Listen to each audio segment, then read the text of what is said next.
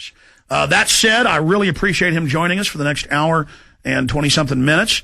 Dr. Russell Blaylock is a board-certified neurosurgeon, author, and lecturer. He attended the LSU School of Medicine in New Orleans and completed his general surgical internship and neurosurgical residency at the Medical Center of South Carolina in Charleston.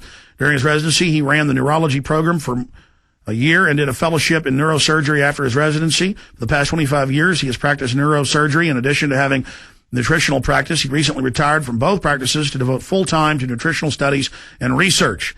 During his research training, he worked with the eminent neurosurgeon, Dr. Ludwig Kempe. I believe I'm pronouncing that right. Together, they developed the I hope I'm pronouncing this right, colosal removal of intravascular tumors, which is still used today. Dr. Blaylock presented these cases utilizing the technique to the Congress of Neurosurgical Surgeons. Folks, it goes on for page after page. He's one of the top now retired brain surgeons in the world, and he's done a lot of studies and reads every day all the other major studies about what these toxins in our environment are doing and ways to not ingest all those. I have a lot of questions today. You know, there's a video making the rounds on YouTube, a little 3-minute rant I did where this caller calls in and can't talk. And he's saying I'm a liar about the U.S. bringing Nazis in. And I said, but it's all over the news. And folks have put articles about that, up over me talking. And I make the point, I say, sir, depending on the studies, 15 to 30% brain size reduction not being breastfed. And he got real mad about that. But I mean, that's just one other little area. I mean, there's so much I want to talk to him about, and I'm very thankful for him joining us. And Dr. Blaylock, it's good to have you here with us.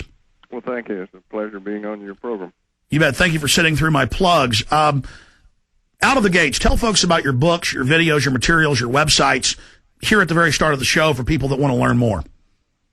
Well, my website is www.russellblaylockmd.com. That's RussellBlaylockMD.com. And it has a section of free information. It's I write papers about anything from mercury toxicity, vaccines, cholesterol, nonsense. And I have a paper on regimentation in medicine and the death of creativity, which people would be interested in if they're interested in the effect of collectivism on medicine.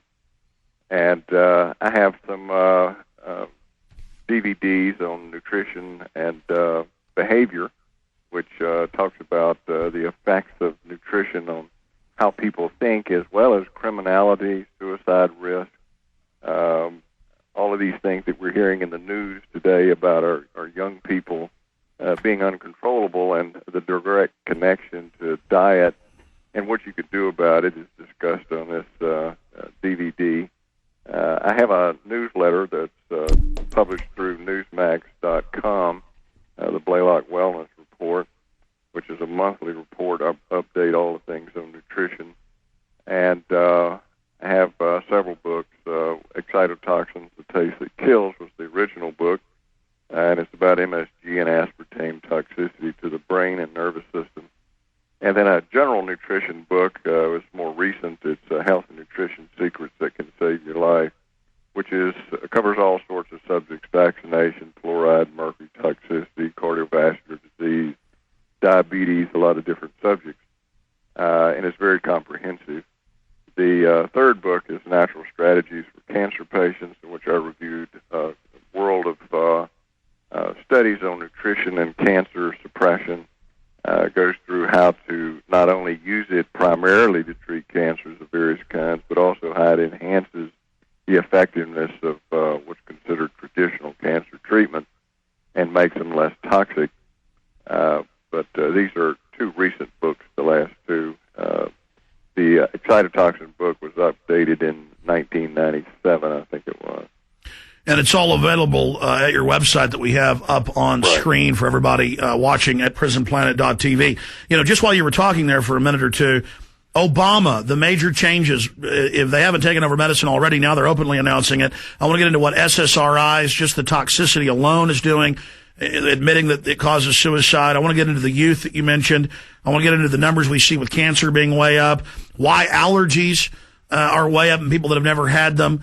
Your take on the genetically modified organisms creating all these new proteins and things that are, according to scientists we've interviewed, that are causing so many problems. I want to get into just kind of a laundry list, covering a lot of subjects, what some of the more dangerous things are in foods we want to avoid, the excitotoxins, not just aspartame and things like MSG, but some of the other things that are out there. Where would you like to start first, Doctor? Well, I think what I need to probably start with is discussion of how we came to what we call orthodox medicine in the United States, because this is a source of great confusion. People are now inundated with the idea where there's orthodox medicine, which is what we traditionally think of medicine and accepted, and then we have people working outside of orthodox medicine, which is sort of frowned on. That's the people doing nutrition, vitamins, minerals, herb usage, etc. And so you need to kind of understand, well, who created orthodox medicine? Where did that come from? Well, it actually came from the Rockefeller Foundation back in 1901.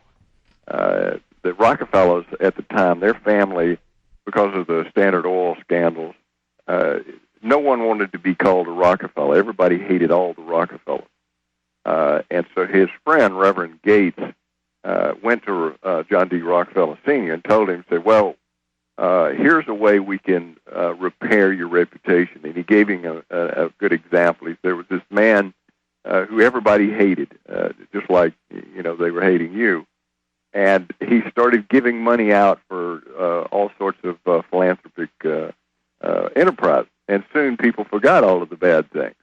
All they remembered was this philanthropy that he was pouring out. And he said, so that's what we need to do with you.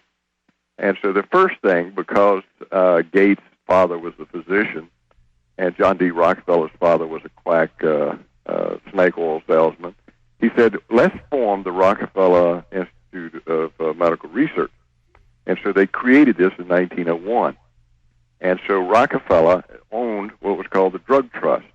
That's the major drug manufacturing firms all over the world, Merck, Pharmaceutical, Letterly, all of these drug pharmaceutical companies.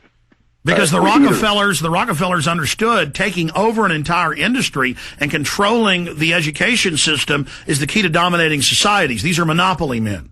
Right, and he also made himself a lot of money, and that's what Gates pointed out to him. Not only can we present this as philanthropy, but by promoting only drugs and the treatments that you promote as being so-called orthodox, that'll feed back into the companies that you own.